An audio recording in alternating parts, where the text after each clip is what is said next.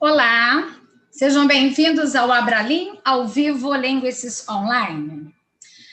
Hello, welcome to Abralim Live Linguistics Online. I am Silvia Rodrigues Vieira, professor at Federal University of Rio de Janeiro. And I'm particularly glad to mediate a lecture conducted by Professor Walt Wolfram that outlines some important areas of the sociolinguistic field and the relationship between sociolinguistics and society.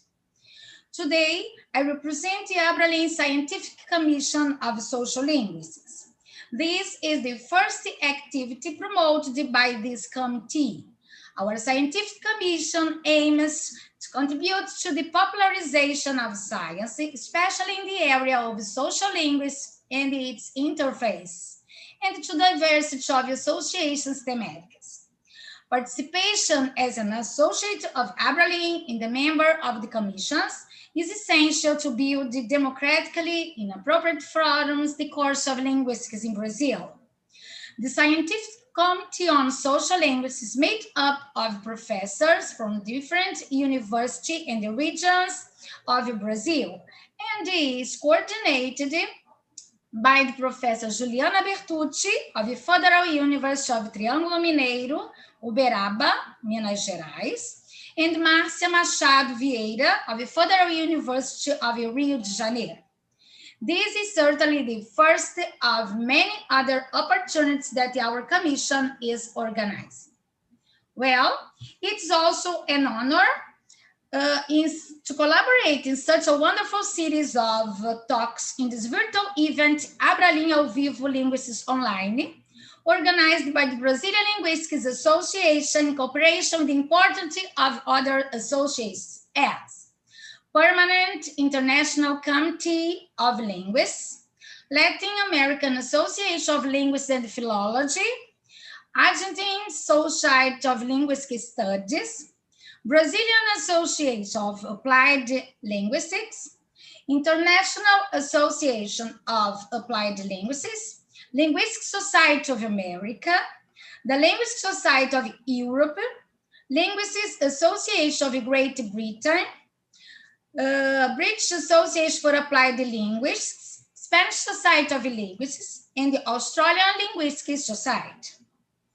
We thank all these associations and the Abralim team, especially represented by Professor Miguel de Oliveira, for this great idea.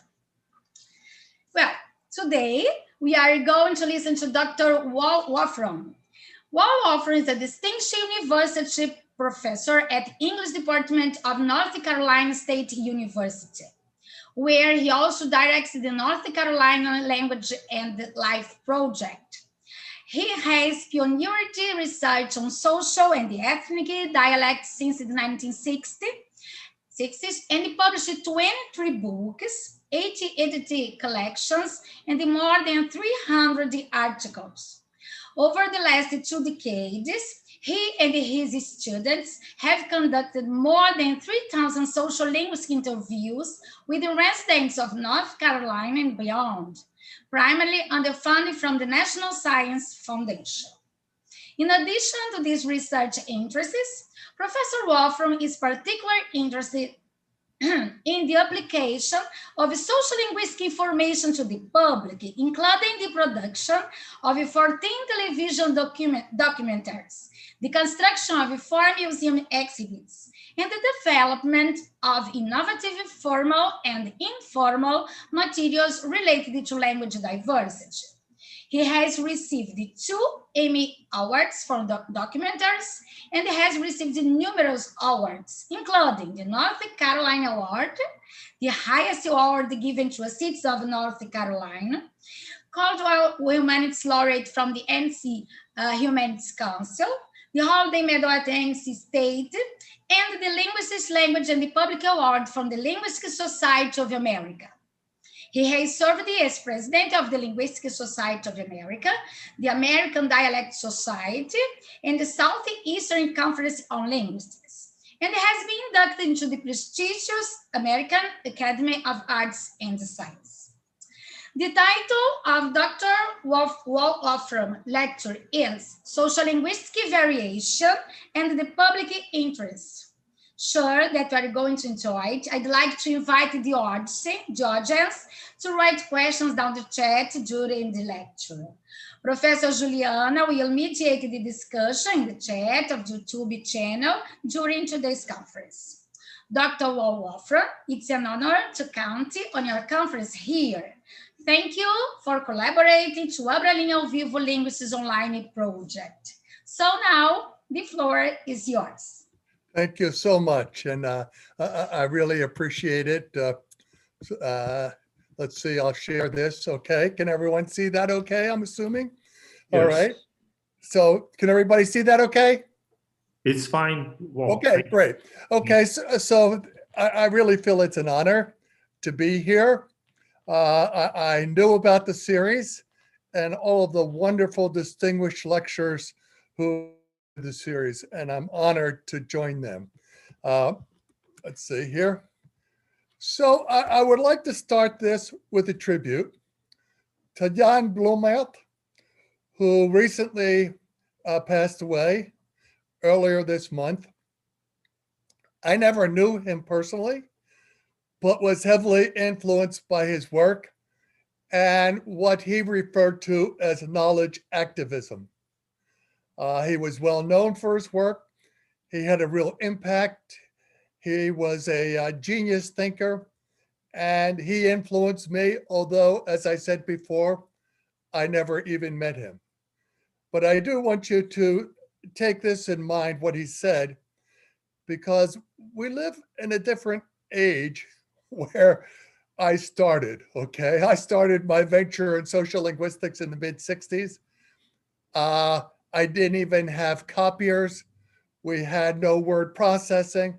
We were technologically really limited. And now knowledge is everywhere. And one of the things that it forces us to do is confront the fact that we just can't pass out facts. Facts are totally accessible to all of our students. So I do like this quote, which he says, in a world in which knowledge is at once more widely available than ever before and more exclusive and elitist than ever before, knowledge is a battleground. And for those professionally involved in it, must be aware of that. Speaking for myself, a neutral stance towards knowledge is impossible, which is why we need an activist attitude, one in which the battle for power through knowledge is engaged, in which knowledge is activated as a key instrument for the liberation of people, and as a central tool underpinning any effort to arrive at a more just and equitable society.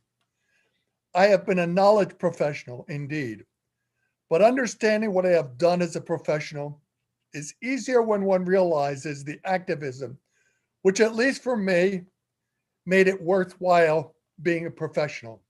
And I would like to echo that in my own case. As much as I've enjoyed and earned my reputation as a linguist for my research studies, I really think that it's the activism component of being a linguist that has energized me the most and keeps me going as I entered my stage as an octogenarian. So I'll be 80 next month. I love what I do. I don't plan to stop doing it. And it's simple in terms of the motivating factor. The idea of applying our knowledge in a kind of knowledge activist role is totally inspiring. Now, the fact of the matter is linguistics actually has deep roots of linguistic relevance. Saussure, more than 100 years ago, said, "Of what use is linguistics in the lives of individuals and of society? Language is a factor of greater importance than any other. For the study of language to remain solely in the business of a handful of specialists would be quite an unacceptable state of affairs. In practice, the study of language is in some degree or other the concern of everyone." So you take quotes like that. Back in 1972, when in the United States, the Nixon they were talking of impeaching President Nixon. President of the Linguistic Society of America wrote that far ago, presented for his LSA, Linguistic Society of America address. The title was Truth is a Linguistic Question. And one of the things that he said is the workings of language are terra incognita to the average person who daily treads a minefield thinking it is familiar ground. There is no sense of urgency to learn what one thinks one already knows. The linguist's task is double: to infuse complacency with curiosity and to answer the resulting question the best at that point, we were still using generic he pronouns. The public needs to know enough about our specialty to realize how it affects their lives. Interestingly enough, tomorrow evening, I will be doing a panel with a group of other linguists on the January 6th riot in the Washington, D.C., which many people think was fomented by President Trump.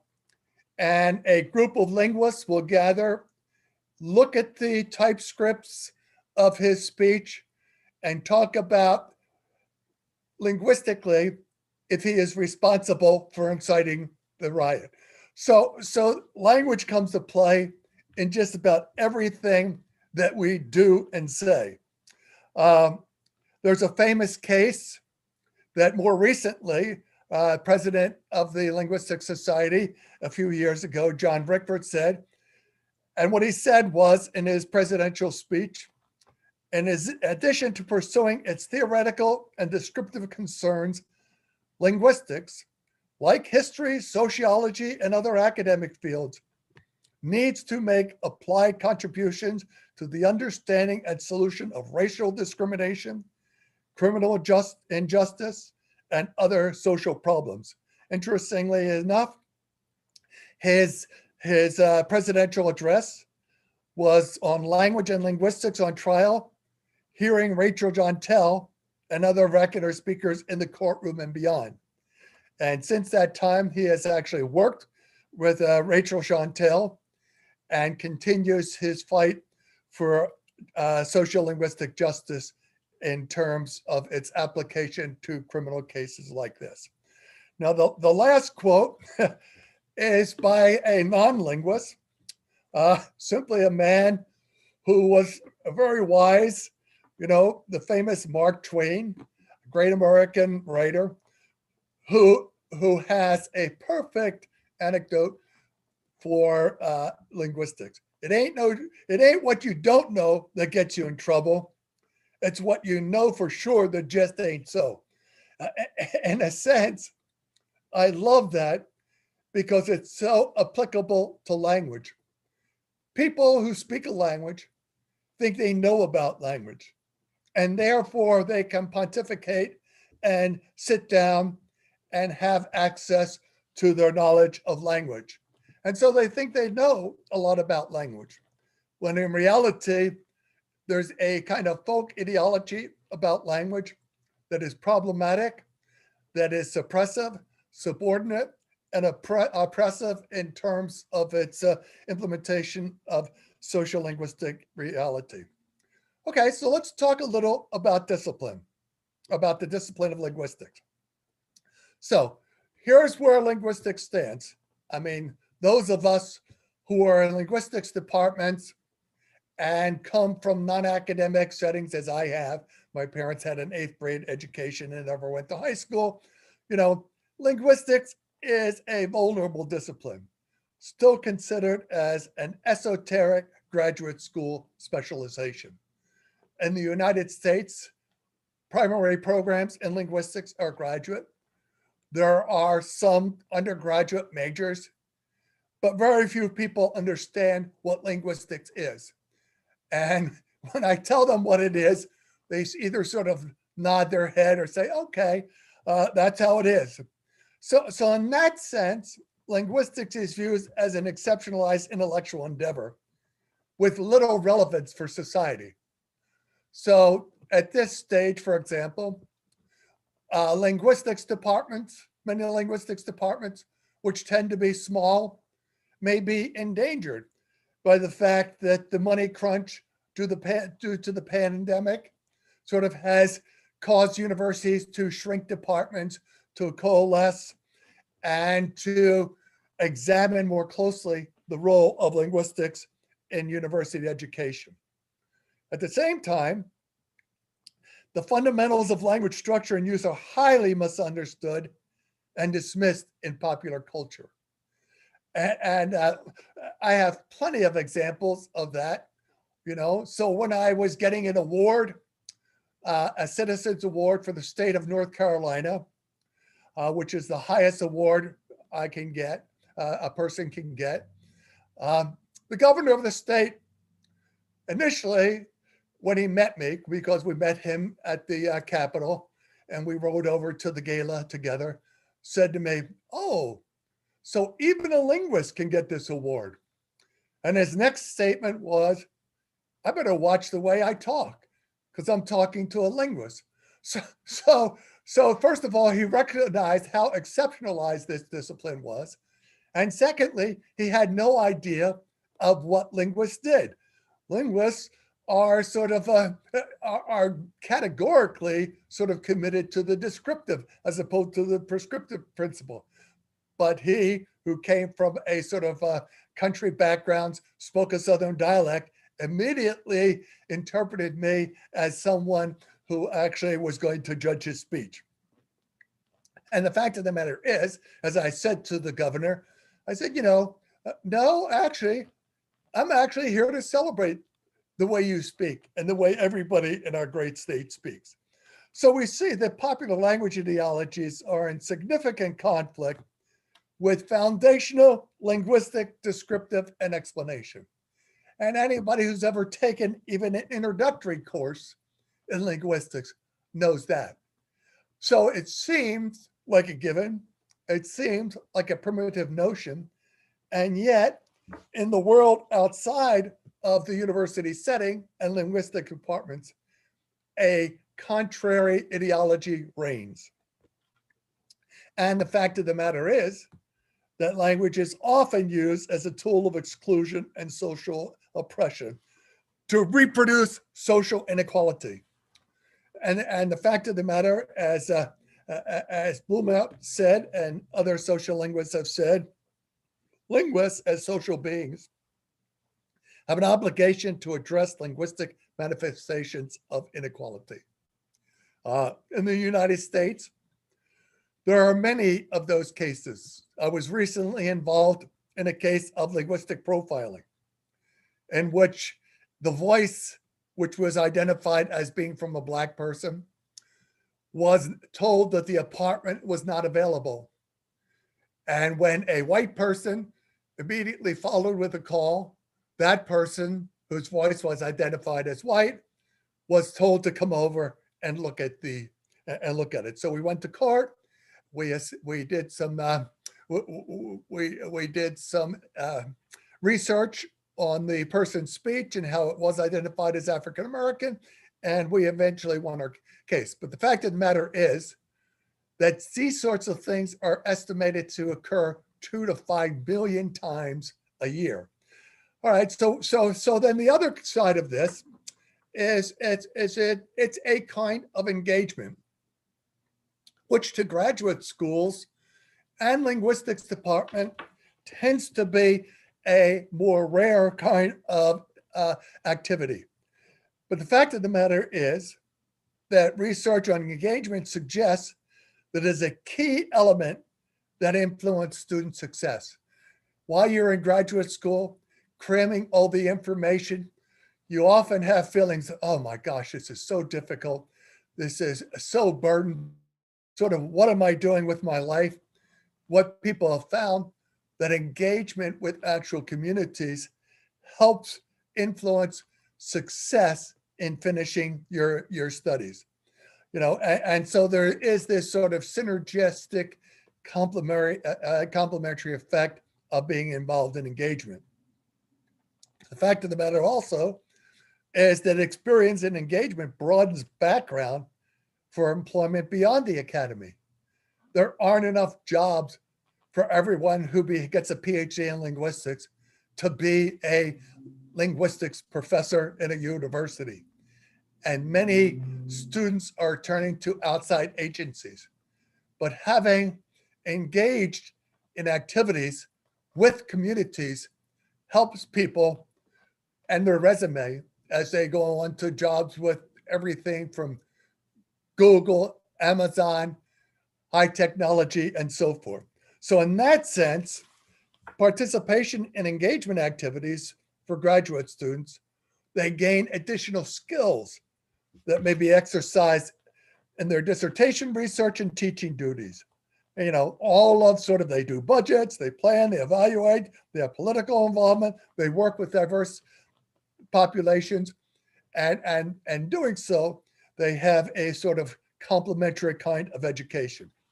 Okay, so let's talk about where sociolinguistics is and how it affects lots of things. The first thing I want to point out is in many linguistics departments today, sociolinguistics remains a marginalized subdiscipline. So there are central components of language structures, semantics, pragmatics, syntactic structures, phonetics, phonology, and so forth. So that I know of a number of departments that actually don't view sociolinguistics as, quote, real linguistics. So our first sort of challenge is to demonstrate to our colleagues that sociolinguistics is a legitimate, rigorous discipline which uses many of the tools of linguistics, but also many of the tools that are not used in current linguistics in terms of its quantitative orientation, in terms of working with actual speech communities. So in that sense, our first demonstration is to demonstrate the validity of linguistics as a genuine part of sociolinguistics as a genuine part of linguistics. Another obligation, sociolinguists tend to do field research. And in that respect, they're often more like anthropologists than they are those who look at language in terms of intuition and sort of in terms of cognitive kinds of exercises. So we have an obligation to our research sites. It's kind of interesting because a couple of years ago, I went to one of the sites, which shall remain unnamed, of one of the first prominent sociolinguistic studies, a small island community. I was excited to go to the community and talk about some of the findings of that study way back in the 60s. Here's what I found. Nobody in the community ever even knew that they were the subject of a research study of that type. They knew nothing about it. And actually, one of my graduate students who happened to be from that community started an educational campaign to inform the community of its significant role in the history of sociolinguistics. So we do have an obligation to our research sites in the current milieu. We then also have a commonality with allied professionals, such as those in education, such as those in speech and language pathology. So for example, in the United States, there is a speech pathologist that has access to every kid who goes into the schools. They're assessed, they're determined whether they have normal language. That assessment needs to consider language variation. Otherwise, you get biased populations in terms of who is marginalized, who is considered disordered.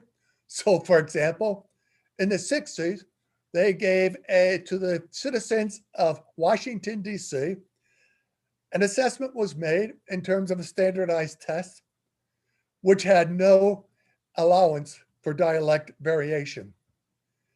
More than half of the kids in the population of Washington, D.C., 70% of whom were African American, were considered to have speech and language disorders. Of course, they didn't have speech and language disorders. They simply spoke different varieties of English. We also have public education. In the United States, there are no programs for public education about sociolinguistic diversity. At least there weren't until we started a program for middle schools in North Carolina. So, for example, kids would study the history of their state and never once talk about the language history of their state. I'll talk a little about that later. Then there's the general public. I personally think, given the widespread misinformation in the general public, that we have a strong obligation to confront that misinformation, and that's why we do television programs on public broadcasting to the entire nation. We've had about, of our 14 television programs, probably a third have been regional, and 2/3 or 1/2 have been national, trying to educate the public in an entertaining way about African American and other dialects of English, including American Indian varieties, including Appalachian and upland mountain varieties in terms of isolated communities and so forth. And then the last community, which I'm going to talk about today, because I'm going to give you 3 case studies of different types that show what we've been trying to do in terms of this kind of engagement, is the campus community. In the United States and in many nations around the world, the fact of the matter is that campuses, university campuses, are elitist about language and actually reproduce linguistic inequality and subordination and oppression, rather than liberate people to speak their own languages and their own dialects.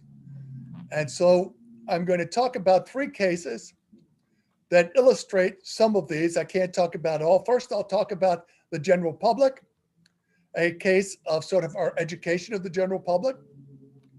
Then I will talk about a case of a small community that we've done research, and for the last almost 3 decades have given back to that community as we've watched the transformation of that community into a region that started often embarrassed about their dialect, now embracing their dialect as a cultural icon of their identity.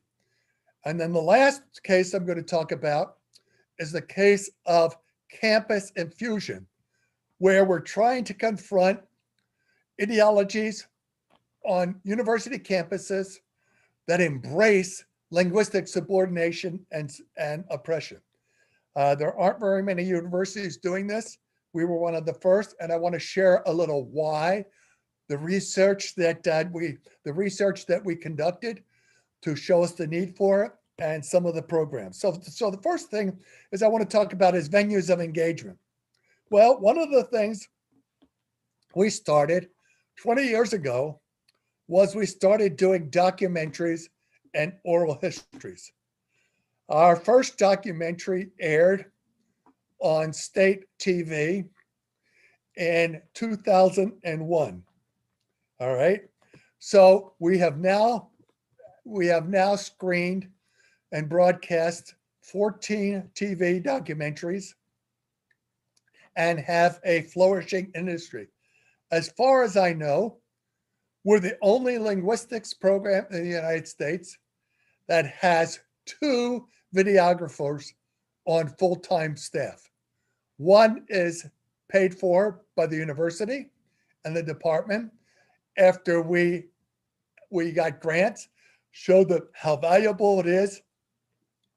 And we went to the university and said, you need to give us a full-time person. and then we have one on grants from the government. So that's a little different than most linguistics departments, who at best have people who help students in lab sciences. Nothing against that. That's a wonderful activity. But if we really want to get the word out, we have to work with competent documentarians and videographers. We also do exhibits. So for example, right now, we have exhibits in various places around the state. Every year, there is a state fair where for 10 days, people come and they are animal exhibits. There are different sort of artifact exhibits and so forth. And we now have a linguistics exhibit. We give out pins, we have interactive information, and we do lots of activities where the last year, of course, we couldn't have one this year because of the pandemic, but the year before, we gave out over 7,000 buttons to people to wear with dialect words. We also have trade books, popular articles. One of our most recent books was called Talkin' Tar Heel. It's a trade book that has over 130 vignettes that people can screen, and simply by using their cell phone, they can access the actual audio and video. So that was one of the first books written for a popular audience, and it's proved to be quite popular. And we actually are working on others now. We also have a curricula. All right. As far as I know, this is the only curricula that is endorsed by a state Department of Public Instruction. It's for students in grade 8, which is students about 12, 13, 14 years of age. All right. When in grade 8, they study state history. Looking at their materials, there was nothing about the language diversity of the state, which certainly coincides with some of the historical migration, with some of the cultural entities and communities. And so we developed a curriculum, which we have taught for 27 years now in one community. And any teacher in the state can use this when they teach the history of North Carolina. Okay, then we also have an abundant and robust media and social media. So for example, we have a YouTube channel, which has around, it's slightly under last I looked, 40,000 subscribers, has had more than 10 million hits, where we have clips that can stream our documentaries and is usable, well known. And we've also found that it's provided a source of civilian research, where we have analyzed some of the comments that viewers make of particular dialects and related it to other kinds of conditions or attributes related to the peoples that we're displaying in terms of their language. So then in a sense, these comments by viewers have proved that it's not about the language per se, it's about the people who speak the language from our citizen linguistics. And then finally, I want to talk about sort of institutional programs. At North Carolina State, we developed a full-fledged program for campus dissemination and campus use. And we even have a brand. Our nickname at North Carolina State is the Wolf Pack, okay? Because in the United States, there are athletic teams associated with the universities, and we all have nicknames, sometimes controversial because they're racist and sort of have attributional connotations that are sort of uncivil at this point. But we have a brand that is in keeping that, which is, since we're the Wolf Pack, the brand is How with an accent. So if you walk around campus, you will see on monitors, we have buttons, we have workshops, you will see all sorts of advertisements for the campus language diversity program. I'll talk a little more about that a little later. Okay, so let's do, first of all, a case study one, the general public. The last film that we produced was called Talking Black in America, the story of African American language. It was funded by the National Science Foundation. It's a 60-minute documentary where we have expert linguists, historians, educators, performers, community workers. The thematic foci are: what is it? Where does it come from? How is it structured? How is it used? What its significant, what its significance is. Okay, so I just want to play you one small clip in which we are allowing our interviewees to talk about what it is. Slot like this. Run it back one more time. Please don't do your talk like this, yo. What defines talking black? Asking y'all. That's the real question to me, because talking black to me is an insult when you say you're talking black or you're talking white. Because I choose to pronounce my words. I'm not talking black. I'm totally black. I'm black. Yeah. So every word that comes out of my mouth is me talking. Yeah, but so I'm talking black. But you're not talking black because you don't sound black while you're talking. And that's my point. Right. And I'm offended by that. What do you mean I don't sound black? I'm black, so I sound just as black as you do. For me, black language is natural. It's how my people adapted to whatever, having their language stripped away or having to put it together from different parts and pieces of different creoles, or, it's what we did with what we had, and that is not just sufficient, it's more than enough. Okay, so that gives you an idea of the kind of thing. One of the things that is important about this, we do not have a narrator. The stream is carried by the people who are not linguists for the most part. And then we have linguist experts that come in at various points and narrate particular points. And we found that this theme seems to appeal to more viewers. So what are the dividends of a documentary? Well, over the last year, and even now, we've given well over 150 screenings. Physically, before the pandemic, we gave these screenings. They've continued as we give virtual screenings all the time.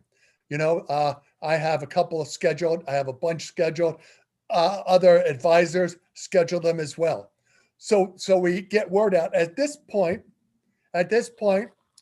by the emails and so forth, more than 200 courses in the United States, which are not just linguistics, but include linguistic, actually use this film as a part of their lectures and a part of their course material. And one of the things that documentaries do is they have a shelf life of about 25 years. Actually, almost 30 years ago, I was part of a film called American Tongues. It was actively shown for at least 20 years. And I still get people who will come up and say, Walt, I saw you in that film that they showed in class. You looked a lot younger then. Okay, so it has a long life, can be used in courses for years to come. All of our films, except for our last two, can also be streamed at our at our YouTube site, where people can have access to them for free. Okay, so it also created the response to Talking Black in America was so astounding that we went back to the National Science Foundation and said, this is an age of miniseries. When you go to the various platforms for showing, you get series. We would like to do a 4-part follow-up to Talking Black in America. So just this fall, just this early last fall and throughout the fall, we had a new film called Signing Black in America, which is the story of Black ASL. That actually addresses a lot of issues about the validity of sign language, about the fact that there are at least 100 sign languages in the world, about assumptions. Oh, there must be universal sign language for the United States. And that is now being shown in many universities. Many of our staff, including an African-American who was the first Black deaf PhD in linguistics, is a prominent part of this.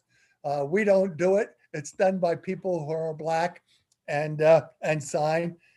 And so this is having an incredible impact as well. All right. Actually, one of the nice things about it is as Talking Black in America, last year was it awarded an Emmy for cultural documentaries. And we have just submitted Signing Black in America to be considered for an Emmy this year. We don't know if we'll win or not, but we've had pretty good success in the area of cultural documentaries. Okay, so I just want to show you a little clip of Signing Black in America, which is our latest, sorry. Oh, I'm sorry, let me see. Here we go.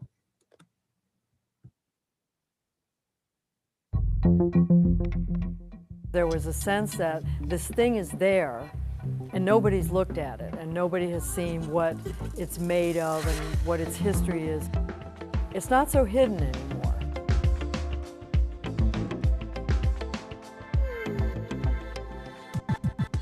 A long time ago, people thought that ASL wasn't a real language. Today, we're still struggling to prove that Black ASL is real too. There's a reason why it exists, why it continues to exist, and why it's important that it continue to exist. That's my culture. That's our Black ASL. That's a sense of identity. That's where I belong. So that's just a short clip of Signing Black in America.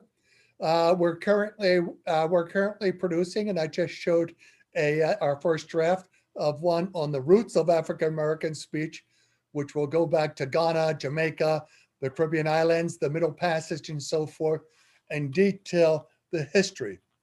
Okay, so that's one of the reasons for producing these documentaries, for having these exhibits and so forth. Now I'd like to talk about case 2, which is community-based research and engagement. There's a little island off the coast of North Carolina, which is called Ocracoke Island. You can see from this map here, a satellite map, where it's located. It's basically part of an enlarged sandbar, to be honest with you, which is about 13 miles long. Residents live in one area in the southeastern portion of the island, which is about a mile square. And that island community has existed for a long time. Okay, so it was settled by Europeans in the first decade of the 1700s. It has had 2.5 centuries of geographic isolation until the mid-20th century. No overland access. In the middle of the 20th century, its economic base shifted from self-sufficient marine-based economy to the tourist industry. There are currently about 350 ancestral islanders, 900 permanent residents. During the vacation season, because it is now a tourist site, 4,000 to 6,000 daily visitors visit the island. They go to the Ocracoke Preservation Society, where we have one room dedicated to its historical dialect. We have a looped documentary. It's been running all day long since 1995. I imagine that almost 1 million people have actually seen that. And it has a unique dialect, okay? I won't go into it here, They're sometimes called hoitoiters because the I vowel they're pronounced, it's more backed and raised, so it's hoitoiters. So it's very intriguing to tourists and social linguists. Okay, so here are the linguistic issues that drove us to this island. Understanding dialect recession. Now has more outsiders living on the island than insiders. And it is a declining population with many of the marriages, at least the second ones, including outsiders and insiders. And there's this sort of symbolic retention of the dialect, mostly by older people. And so one of the things that drove our research was, so does the endangerment canon have room for a dying dialect which is surrounded by other Englishes? What I found is that actually the endangerment canon thinks that what we have investigated in terms of dialect recession is actually not valid. I used to go to meetings where I would talk about sort of the legitimacy of dialect recession for dialects. Why is it only a dialect recession if it's encumbered by another language like French or Spanish and it's English? Why not, if it's English, a unique dialect of English and encumbered by another dialect of English? So anyhow, the upshot is, despite my legitimate arguments, it's never been accepted. I've stopped going to those meetings. After one of my colleagues said to me after my presentation, where everyone was talking about the traditional kinds of language endangerment, they said, "Walt, that was really a good presentation. Do you think anybody takes you seriously?" I said, "I don't know, but I'll tell you what, it's legitimate to me, and I think it's worthy of inclusion." So anyhow, so we also found that it was a place because it was so different, and tourists came, that some of the island people who were agents to sort of work with outsiders started using a sort of performance genre where they could actually use a dialect as a kind of performance. And then we also had particular kinds of situations. So for example, we found that on this island, there had been one Black family that had lived there in this unique dialect situation for over 100 years as the only African-American family. And that gave us insight into the dynamics of long-term ethno-linguistic isolation. Okay, so when we went there and started our research, because we were certainly a peculiarity when we went in the winter when things were boring and people would be available, we met up. We met with the Ocracoke Preservation Society. We went to the school. We offered to give presentations to the school. And we developed a dialect curriculum for the entire state that was based on there and has been taught now for 27 to 28 years. So we developed educational programs. There's a dialect awareness curricula that deals with Ocracoke speech and also other dialects, but it includes Ocracoke speech, which the kids find fascinating. As a matter of fact, we've also gotten lots of media coverage. We've been on national programs, news programs, variety programs, and so forth, CNN, CBS, PBS, and so forth. So we've gotten a lot of media coverage about dialect differences and their status in American society.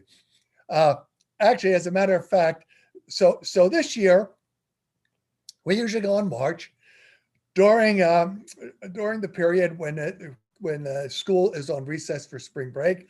We take down some of our students. We teach for a week from 60 to 90 minutes. All right, and we've developed all kinds of interactive activities and so forth. So we can't go this year because of the pandemic. The first year in years that we can't go. So I talked to the principal and the classroom teacher, and she said, "But we don't want our kids to miss a year. could you come next year when the pandemic will be over and teach the 9th graders and the 8th graders so that nobody misses a year, because this program is so vital to the kids. Now, that's where it's come in these years. So this is just a little picture of talking of classroom instruction. If you could speak another language, what language would it be? We developed a curriculum in which we teach the kids about their dialect heritage. Good looking guy, huh? About the dialects of North Carolina. Would you say that the brogue is a point of pride here in Ocracoke? I think so. Yeah. So we have kids who are now in their 30s, and for 24 years, every kid in the school has gotten educated about their local dialect. So it's the same group of people. Some came to Ocracoke and some went to the Appalachian Mountains. And they have changed a lot over time to be so different. So why do you think that might be? Okay, so that's just a little snippet of the actual classroom where we teach and our teaching of the curriculum. So 25 years later, what's the difference? So first of all, there's widespread awareness and celebration of the dialect heritage. People weren't sure whether to be proud of or ashamed of their dialect, because there was lots of mocking and people didn't think it was intelligent to talk that way. There's no question today that the dialect is embraced by, and it's even commodified as an iconic cultural artifact. They love the history of their language. The kids are eager to study about it. That site became the launching of the first statewide public school middle school program on language awareness in the state.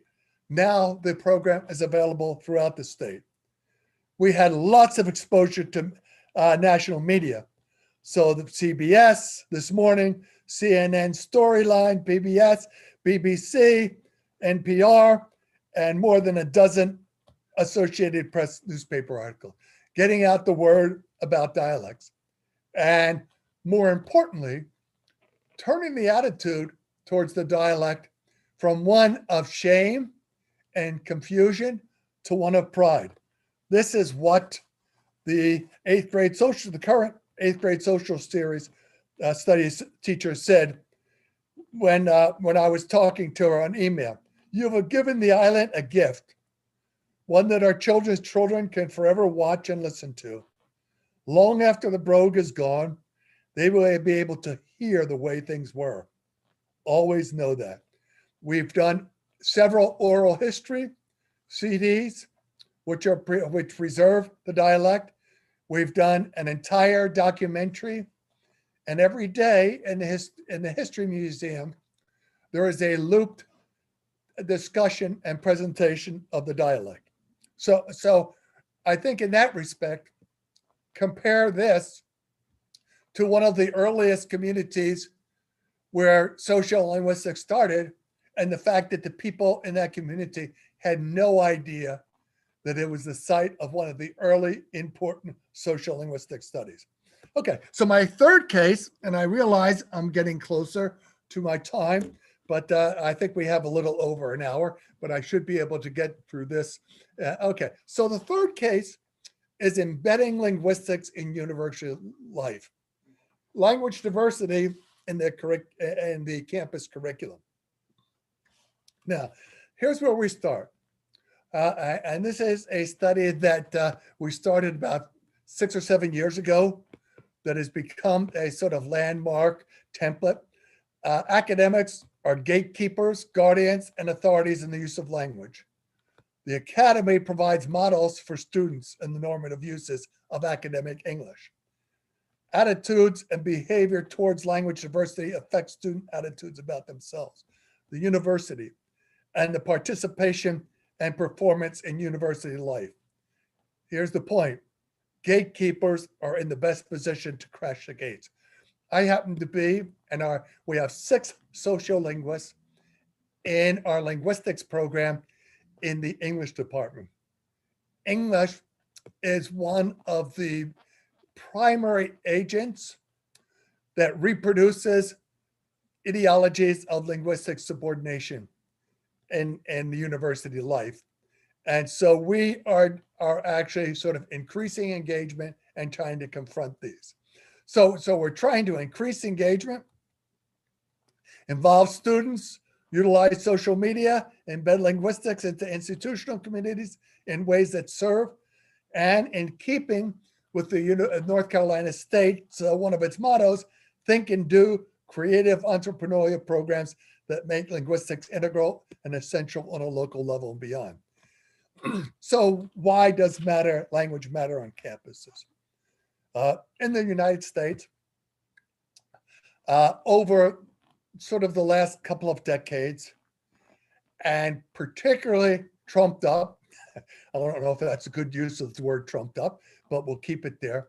Last summer, there was a sharp movement to include more diversity in university campuses, because we found that they were every bit as prejudiced and reproducing prejudice and discrimination. But I like this card because it speaks to sort of the fact that language is often one of the most critical variables, and yet doesn't get credence. I don't judge people based on race, creed, color, or gender. I judge people based on spelling, grammar, punctuation, and sentence structure. In a sense, saying that language is excused from the domain of prejudice and discrimination. And as Lippy Green in her book notes, that this discrimination based on language variation is so commonly accepted, so widely perceived as appropriate, that it must be seen as the last backdoor to discrimination, and the door stands wide open. This is a comment that was found a few years ago in The Economist. The collision of academic prejudice and accent is particularly ironic.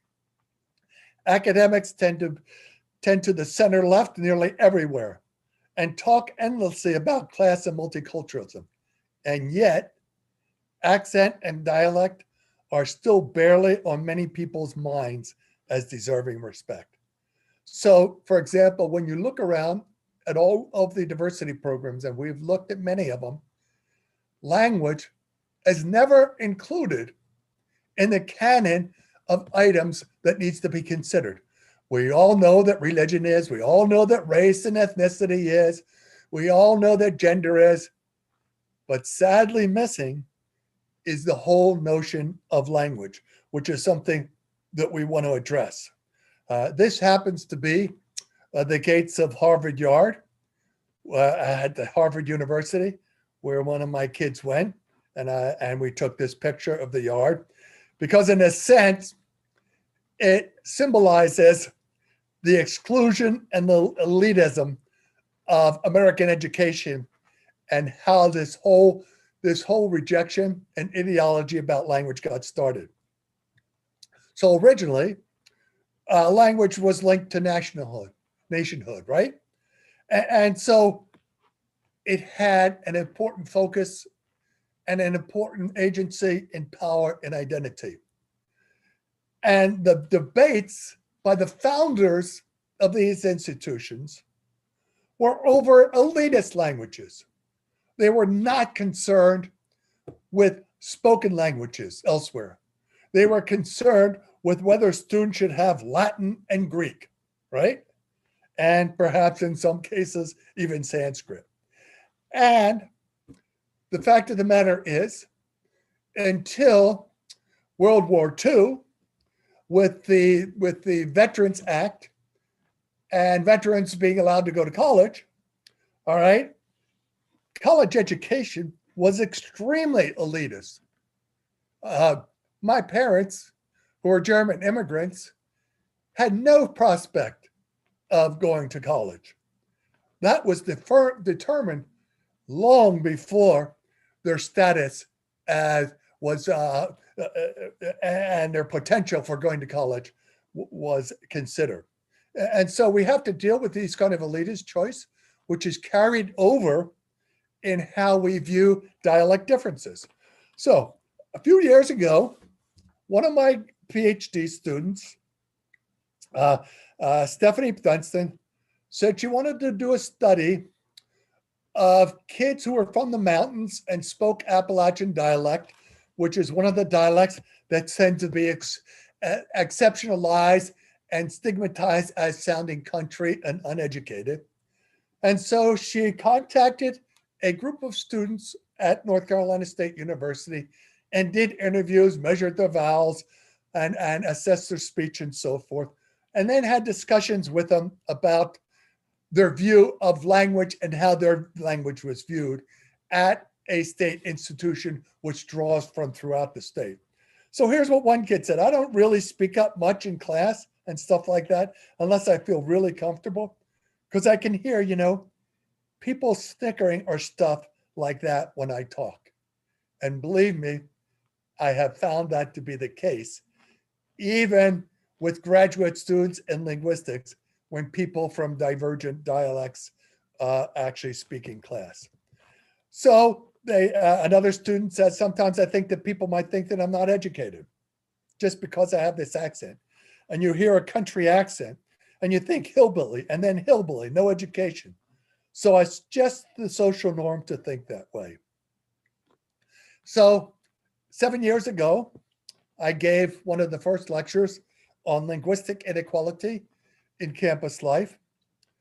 As I was coming out of my office one day, shortly before the lecture, I overheard two students having a conversation. It was a young man and a young woman. I don't know if they were flirting or something, but the young man said, Asians have weird accents. They use sounds that don't even exist.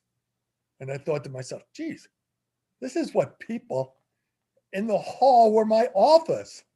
That's what they're saying. I have no idea what it means to use a sound that doesn't exist. And they agreed with other. I don't know if they agreed because they were flirting or what, but they agreed. And so we have these sort of really ridiculous views. Now, okay, that's students. Now let's talk about my academic peers.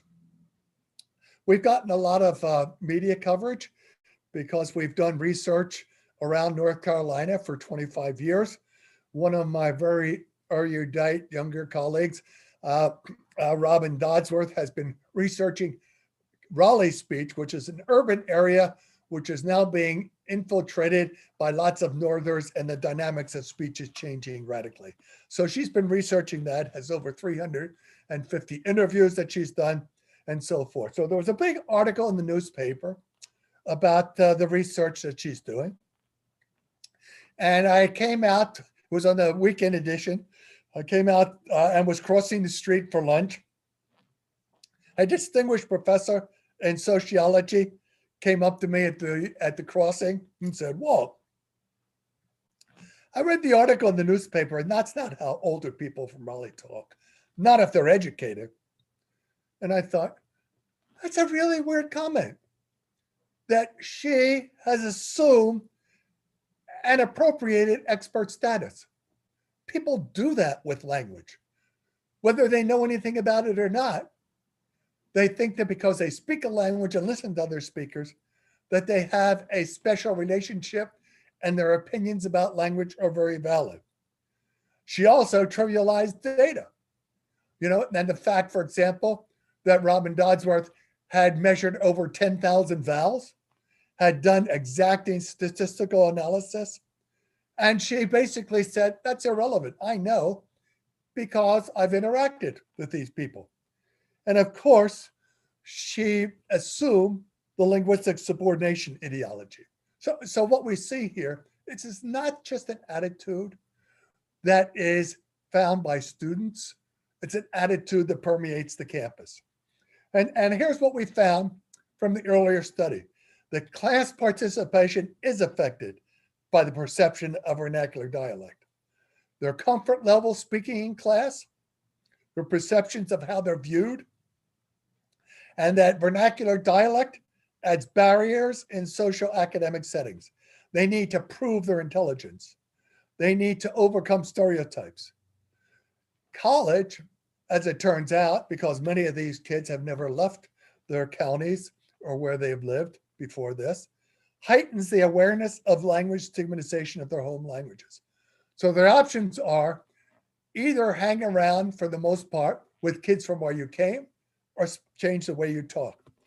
One of the most surprising, and it should have been when you think about it, is the fact that experiences in different departments and colleges vary, but they don't align with associated socio-political ideology.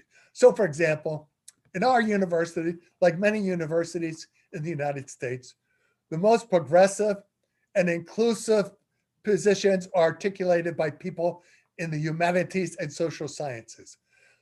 The physical scientists and engineers tend to have more conservative ideologies.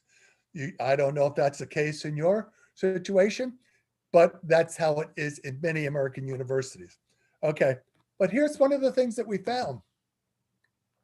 It's the humanities and social sciences that students are more fearful of and have more stigmatized experiences because they are the gatekeepers of language.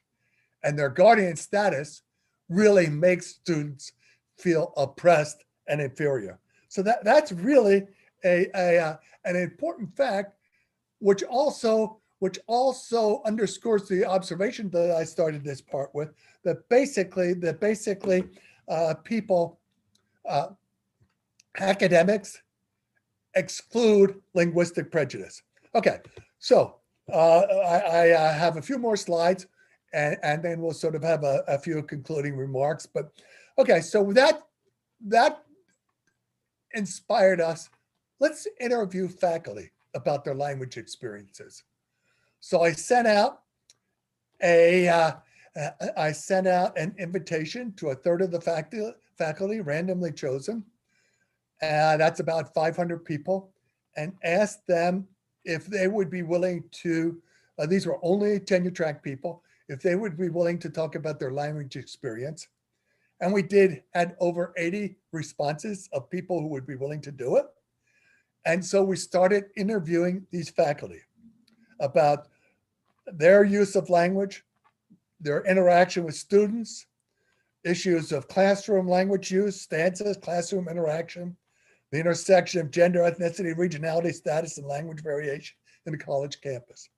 So I want to report just a few anecdotes of this.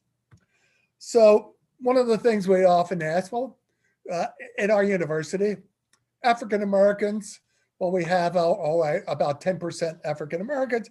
They tend to be minorities in most classes that aren't in African American studies. And so we asked a Southern white professor, a male, about his interactions with African Americans. And this is what he said. And I have this one guy who's Black in my class, and his speech patterns are very Black. He's not altered his speech patterns like I see most of them trying to do when they come here. In fact, it's so much so that it comes across very unprofessional. And I have a hard time. I would say I have a hard time treating him professionally because he's so jivey in his talk. It's just street talk almost, the way he talks. And yet he's throwing out big words and big concepts like, how can you look and talk like this? Because you're really making it hard for me, okay? We then ask the same professor about people who speak other dialects. And he says, oh yeah, I have this woman in my class. Tell us about her. Yeah, so I think, yes, she has a Midwestern voice. She's not from the South. Voice that I would use. I think I definitely would, because I always notice it when somebody has one. And I point out to them, I did just yesterday, I teach a seminar class. So I'm teaching people how to speak, right? And we had this Western voice girl and her diction was just perfect. After she gave her seminar, I said, you sound like a radio announcer. You could go into radio. I said, you've got that nice Midwestern. I said, perfect. It's just beautiful, use it. Compare the response to the Midwestern white girl and the African American, all right? And there are also sort of solidarity stances. So we ask a white Southern professor, how about your students? How do they perceive you? Oh, I think they like me because I feel like, and this a professor was quite Southern. I taught undergraduates last year, the first time in a very long time, and they loved me. I think it had this, she's one of us. It really rings that I have a Southern accent when I hear myself on a video talking. I'm sure that's part of it. Now, if you're an African American in that class, what do you think? Do you have the same stance of solidarity? Because I worked with African Americans in Washington, D.C., which is sort of transitional north-south, but they don't view themselves as Southern. And the outstanding attitude of African Americans at the historically Black institution where I taught was that Southern speech is nasty and an indication of racism. Now, that was a stereotype, but the fact is they don't view it as a matter of solidarity. So what we did then was we came up with sort of a, okay, so there are classroom chronotopes, all right? There's a comfortably white classroom or normative standard unmarked English, regional white language solidarity, and marginalized Black speech, as opposed to the uncomfortably Black classroom, where we have non-normative Black speech, exceptionalized Black instructors and students, and linguistic subordination ideology. We also have faculty gender language ideologies. One of my students a year and a half ago wrote a doctoral dissertation on women and language. So we have men have language classroom flexibility, just as they do in attire and other things. There's normative male language use. There's unmarked language use, male language. And then there's a sort of double bind female classroom where it's sanctioned for indexing femininity. So things like vocal fry, uptalk, women are told to get rid of because it mitigates their status as a professor, all right? At the same time, they're sanctioned for violating gender norm expectations. They're told to sound more like males, but then they're criticized for sounding too malish. And what we found is that women's multiple social identities intersect to produce unique privilege and oppression. So the upshot of this is that language variation is a critical symbolic manifestation of diversity, and ironically excluded or erased from institutional Office of Diversity programs, and that universities are central sites where linguistic subordination is reproduced and enabled. So we developed a curriculum called Educating the Educated, where we took people from different disciplines. We developed online resources. We gave over 50 workshops, and we showed how language intersected with other diversity issues. So if you're talking about gender, there are many important gender issues on campuses that have generic ties to language. Sexist language in writing, gender pronominal reference, sexual consent, and so forth, are all of these. So we ended up doing lots of materials. And I think the last thing I'm going to do is we develop a diversity program for orientation, for use in classes and so forth, that gives an idea of our views on language. We have orientation and workshop videos. We have online materials, exhibits, buttons, t-shirts, ambassadors, linguistic diversity, and so forth. This is our brand in terms of how with an accent. And I just want to sort of show you one final video that we developed. Oops, that's not it. Let me try this here. Sorry. Okay.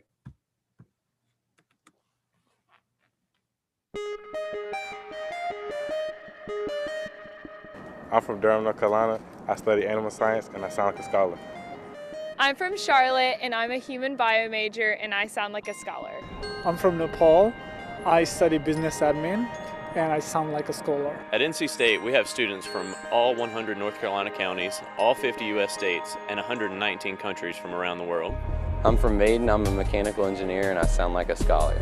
I'm from Sudan. I study industrial engineering and I sound like a scholar. So the idea of that is that folks will sort of hear people and realize that what we do is sort of, and how we're competent, really has nothing to do with the dialect or language that we speak. I could go on, and there are a few more things, but I'm going to stop at this point and say this. As linguists who have specialized in extensive knowledge, we have fundamental responsibility to democratize language and engagement with everything from our university communities to communities that research, the entire publication, the population, schools, and so forth deserve to to access the information that can help democratize language. So thank you very much. I'll stop at this point, and if I can get out of it, yeah. Okay. So I've spoken for long enough, and if you have questions or comments, I'm happy to take them and address them. Yes, thank you very much, Dr. Walt Wolfram, for your interesting and very important talk, the rich information and ideas that suggest an important field to our work. Really in Brazil, we have similar questions. Although Brazilian reality is not the same, I think that the needs of engagement you have talked about is perhaps a universal need, which is not only linguistic, but humanitarian, perhaps humanitarian. Exactly. I think, do you agree? I absolutely agree. You know, it's just like sociologists have responsibility, historians have responsibility, that every field in the humanities has responsibilities towards promoting sort of equality and democratizing society. And I feel that linguists have often overlooked their obligations in terms of what we do. And one of the shocking things to me is linguists sort of live in a cocoon with other linguists where we all believe the same way. But one of the things that I've learned in an English department is that many of my colleagues do not accept our language ideologies. And we need to sort of confront that in as diplomatic, but as serious way as we possibly can, because people in our department may in fact be reproducing these programs of inequality. Of course. As a matter of fact, we are talking about respect for diversity and the respect for humanity. You know, it's diversity. Well, we have several questions. Okay. Some questions are from the YouTube chat. Other questions are from the committee. I try to get questions to put some questions together, okay? And you answer the ones who are important, okay? The first one is from the chat. Luis Carlos pergunta, Professor Walt, I would like to know if the American people get interested on these exhibit documentaries. What's the acceptability of the public, American public? Well, actually, we've had lots of opportunities. What people find, first of all, our presentations, say, for example, of mountain talk or African American speech or American Indian dialects, they find it really intriguing. So there's a lot of natural curiosity. If you're browsing the TV and you actually sort of hear somebody talking differently, you're naturally drawn to it. You're going to stay there, you know. And so we try to make them entertaining and informative. Now, a one-time TV program isn't going to do it, but we do presentations to all kinds of groups. That, you know, I've done presentations for national broadcast programs, for Turner Broadcasting, for AT&T, one of the biggest agencies, that we show these films. People have access to them for a month. They can watch them. They can discuss them. We also present to churches, to civic groups. So last year alone, before the pandemic, I did over 80 presentations to outside groups. Many of them were civic organizations, old people's sort of institutions, churches, and people who are just curious about language diversity, because everybody has a sort of internal sort of curiosity mechanism that is triggered when they see their own language spoken in a different way.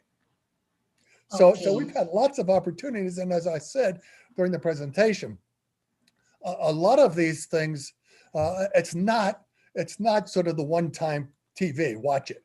It's sort of the accessibility of all of these programs for particular educational experiences that really makes a big difference. And as I also said, often these films have 20 to 25 years of a shelf life.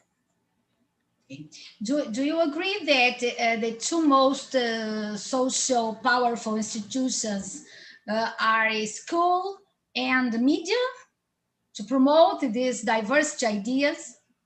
Yeah, I think one of the things that bothers me, you know, I can't speak for other countries, but I can certainly speak for the United States, and that is that no one really gets educated about language diversity.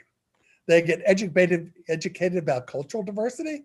They get educated about multiculturalism, but they do not get educated about linguistic diversity. And so we're trying to infuse this in the schools. You know, as nice as informal education is, and as useful as it is to talk selectively to people, it has to be a part of public education so that kids know the truth about dialect diversity.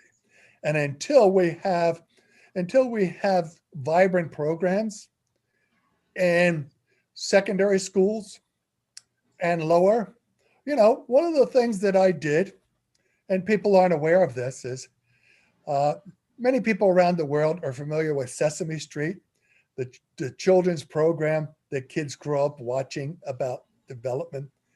Back in the late 60s, I was a consultant with Children's Television Workshop. And what we did was develop policies for integrating language diversity into children's television. So when you listen to the characters, and even today, you'll see developments of new characters. The most watched children's program, we were infusing it with linguistic diversity. Not so much by talking about it, but by simply having different voices. So it starts before school, and it should go through school, but it doesn't. Yeah. Your comment has to do with Pamela's question. Pamela is from Federal University of Rio de Janeiro, and she asks, how efficient is informal education when it comes to teaching linguistic variation, and how to overcome the challenges, resistance, to solve ideological conflicts that prevent or make the practical application of social linguistics more difficult in schools? How to do that? That's a good question, because you know, I started this campaign in the 60s when I was doing research, and we had national arguments with educational deficit people who sort of said that language differences were simply sort of inferior versions of standard English and so forth. So, but here's the thing, is that attitudes about language are kind of like primitive belief systems. They're like attitudes about religion. They're like attitudes about race, and they don't change overnight.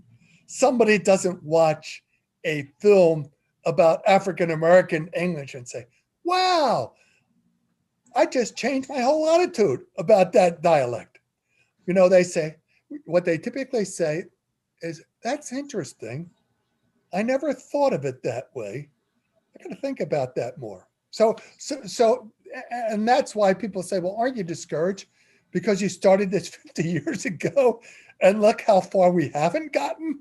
But my feeling is, well, when you consider the fact that sort of this is a primitive belief about language that has been socialized without any formal education opposing it.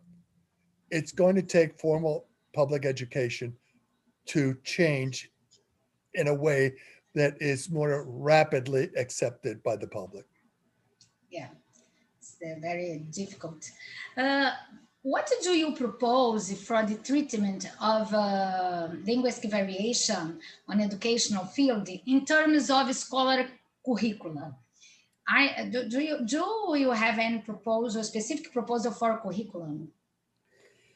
Well, yeah, we have particular exercises. So, for example, for our kids who are like 12 through 14 and in grade 8 in the United States system, we have exercises that they do so they inductively understand that these socially stigmatized dialects actually have linguistic rules. So we give them exercises, we give them spoken samples, and we have them figure out the rules so that we don't just tell them, all dialects have rules. They actually inductively learn this by figuring out some of the dialects. And so when they inductively do this, they're more likely to believe it. And actually, we did research. One of my former students, who's now my colleague and a full professor, did research on the effect of our curriculum. And the two outstanding comments by the kids, we did sort of a scalar analysis, and we also had discursive part where they could put it back. But the two most important things that the kids came up with was, one, that there's a lot of prejudice about dialects. That was one of them, that people really have some bad attitudes about dialects. And secondly, that dialects have rules, that there are particular kinds of patterns that they can figure out that govern these structures. They were the two things that they remembered even at the end of the semester. So it does make a difference. Of course, sort of a 1-week teaching instruction isn't going to, necessarily convert people, but the fact that we have sort of pounded this and done stuff with the community and have taught this for 25 years, we really see how you can make a substantive difference. The attitude towards the dialect of Ocracoke has totally changed in the time we've been there. Yeah. Now we have some questions from Thalita Marini, Juliana Bertucci, from the group GEVA, from Federal University of Triângulo Mineiro, Minas Gerais.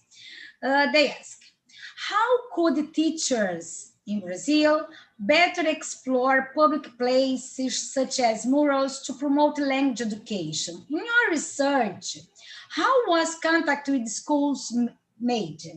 Did the interest come from school, or did the researchers go to schools? Oh, that's good. For the most part, we went to the schools. We did webinars. So, for example, if you wanted to adopt a dialect, here's the interesting thing about the dialect curriculum, and I can also send you the website where our curriculum, including all of the examples and all the videos, are. I should have put it on the PowerPoint, but I didn't. But I'm happy to send it to people. Actually, we conducted webinars. So if you wanted to teach the curriculum, we had a tutorial that we did 3 webinars for teaching the curriculum. We also have sessions with summer teachers who are learning new materials and so forth. And so I've done that for, more than 10 years. So actually we have not found, we've spoken at conferences, but one of the things that is essential about our curriculum, it was developed for teachers who had no starting expertise in linguistics. So our teacher's manual is so complete that if you read it, you will be the expert. So you don't need a background in linguistics because we felt that would defeat the purpose. What you do have to be willing to do, though, is prepare with the teacher's workbook and with the student's manual, and that has been our biggest problem. The teachers say, "I still have so much to do. I can't stop to learn something new and give it to my students because they're so burdened with bureaucratic issues and other things that they have to do that they don't feel that they have the time that they can study and competently present this, even though they can." But that's a really big issue. Yeah, there are some more questions. Let me see. Ravena Beatriz from Rio de Janeiro, Federal University of Rio de Janeiro, asks, when one considers that there is a culture of complacence about the language, since the public in general starts from the premise that as a speaker, we already know everything about it, how is the reception from the school community as a whole of documentaries and the projects in the classroom as a tool to break this ideology in a positive way in the classroom? Yeah, well, that's a real issue. And we've actually found that we can do our documentaries to students from 8th grade through secondary school. So that's students who are approximately 12 years old up through 18. So for example, we pursue for Black History Month, we've shown our documentary on Talking Black in America to entire auditoriums of 500 students. They found it totally engaging. And so we also do teacher workshops so what we often will do is a teacher workshop so the teachers can get an idea and a little education. They say, now let's give it to the students, and the teachers and students can do this together. So it does take some investment. Sometimes schools are a little reserved because they think we might be a group of radicals who are trying to get revolutionary language ideologies at the schools.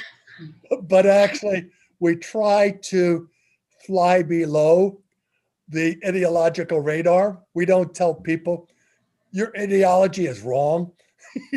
We try to sort of engage them and make it a positive experience.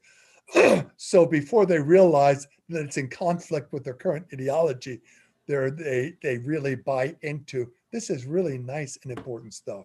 So we have to be very careful about confrontational, about telling people they're wrong, and about being diplomatic and engaging people with stuff that's highly entertaining and informative.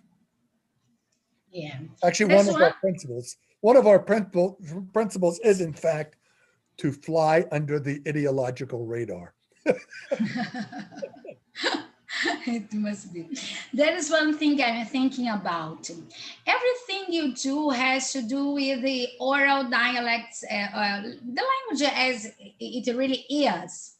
But in the school, on educational field, how can we associate your findings, linguist finds on variation with the social and the scholar desire of standardization?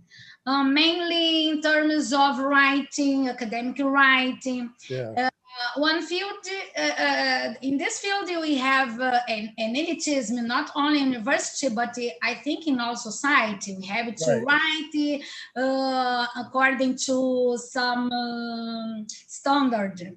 How to associate your strong fight to promote variation, consciousness, and this objective, social objective? Yeah, that's a really good point. Actually, I've had teachers who worked with the literature in high school. So in that context, we look for contexts where dialects are relevant.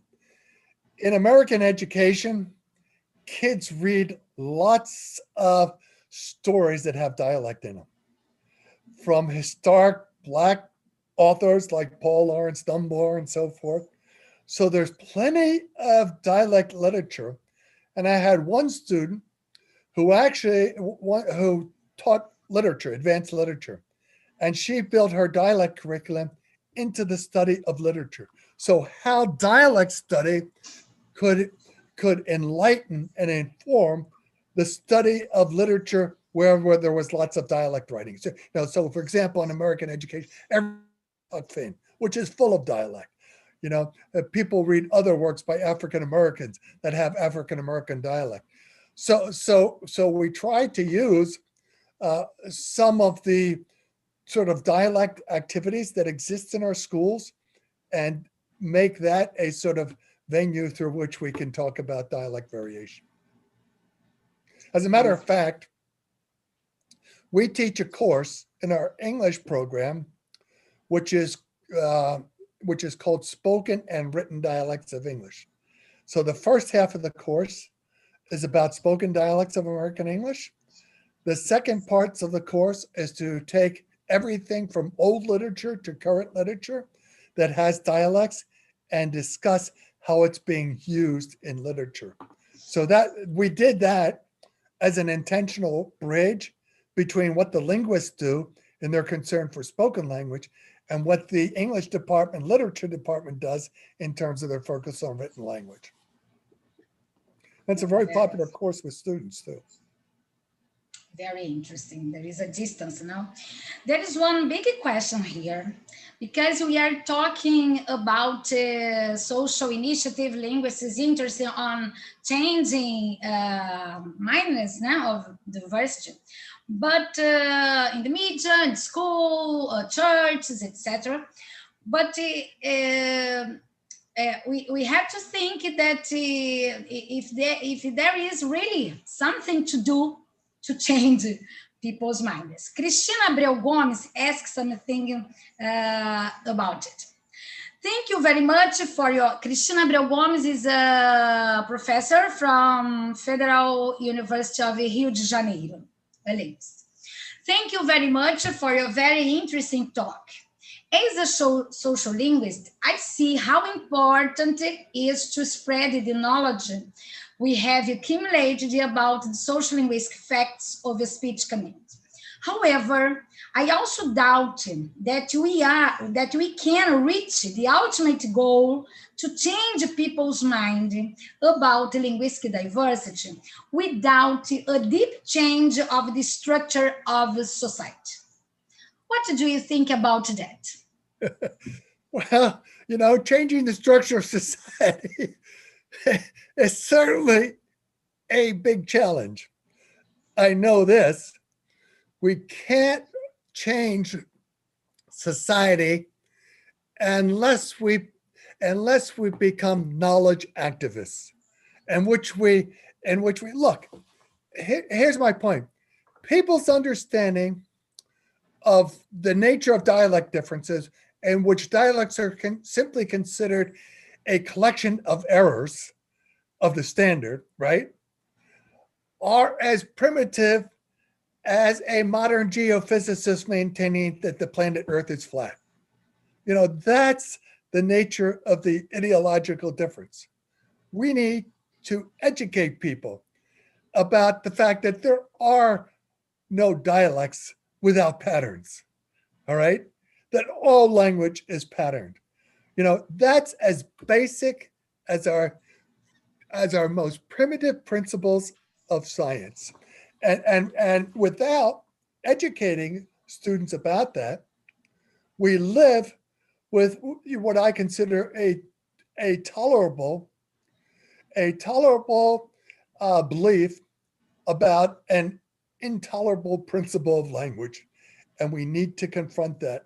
And we can do it in ways that are indirect and have, as we do with our kids, have them figure out the rules so that they understand, not because we told them, all dialects have rules, because they figured out rules on their own and they found out. So things like that, inductive kinds of exercises that actually reinforce these notions that we pontificate are really much more effective than simply telling kids what to believe.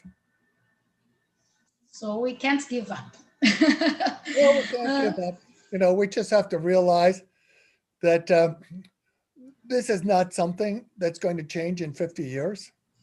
You know, changes about language take decades and centuries and are further augmented if we don't have particular kinds of public education programs that tell the kids the truth about dialect differences or language differences. So that really sort of underscores the significance of public education.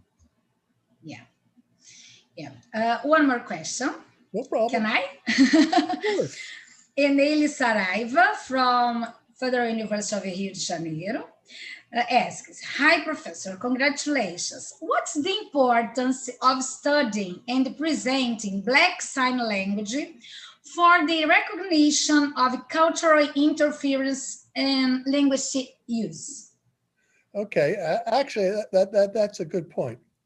What we've found is that our film called Signing Black in America actually confronts more stereotypes than our film Talking Black in America. Because first of all, okay, I have intelligent kids who went to Ivy League schools. When I told my son, who was a Harvard grad and has a graduate degree from Harvard in business, I said, we're doing a film on Black Sign Language. His comment, he grew up, my son, as son of a linguist. I never talked much about it. He said, isn't sign language universal? So for starters, he had no idea that sign language wasn't universal. Secondly, people don't understand that sign language is rule governed, you know, that it involves sort of locational kinds of dynamics, it occurs movement, it occurs placement, that all of these things are a system that is utilized, which is totally complete knowledge, new knowledge to lots of people. And then the whole notion that there would be a African-American sign language, you know, due to the common dynamics that have segregated whites from blacks. So sign languages, deaf schools for the deaf, were originally quite segregated up through the 70s. And so all of these dimensions underscore the fact that there's a common basis for white and black speech and white and black signing, given the history of American racial interaction. And students learn a lot more about sort of the systematicity of language systems that include signs as well as spoken language. So we find that actually, in terms of information level, they learn more about language per se from Signing Black in America than our Talking Black in America. Okay. And we have other questions from committee, but I'm going to ask you one more. That's it. Which actions we are here with the university, public linguists, students, and I think we have to ask ourselves, which actions you suggest that for that social linguistic findings be incorporated in university practice, not only on social field, but university inside the university. Right. Well, my feeling is that linguists are sort of clustered together.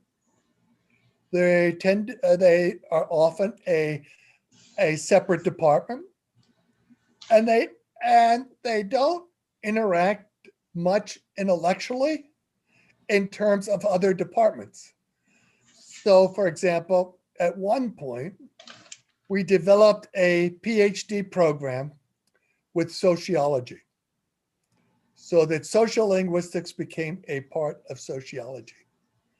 Well, once we got there, we realized that the majority of the sociologists actually embraced highly prejudiced views of language and were clueless about, even though sociologists are quite active, tend to be quite progressive, and are quite engaged in lots of activities, that their views of language were primitive. And so we developed a course called Language and Sociology, which directly addresses some of these issues for their students. Now, many of the professors actually have no idea what we do and would be embarrassed that we have taught them about the illegitimacy of the language people that they espouse. So that's what we find, is that departments, while we have this great push around the world for interdisciplinarity, we're anything but interdisciplinary.